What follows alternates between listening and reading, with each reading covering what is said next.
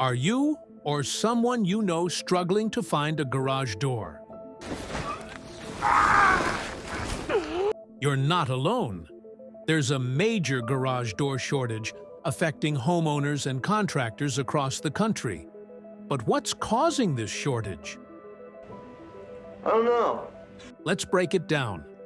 First, supply chain disruptions. Since the start of the COVID-19 pandemic, delays in raw materials and transportation bottlenecks have made it tough for manufacturers to keep up with the growing demand for garage doors. Labor shortages are adding to the problem, slowing production even further. Unfortunately, that's a problem. At the same time, more people are renovating their homes and starting new construction projects. This has led to a surge in demand for garage doors, making it even harder to find one in stock. No! No! No!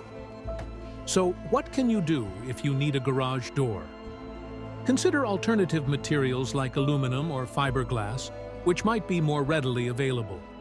And remember, planning ahead and working with a reputable garage door company can make a big difference. Yes, that sounds amazing! Stay informed and flexible, and you'll be better prepared to handle the ongoing garage door shortage.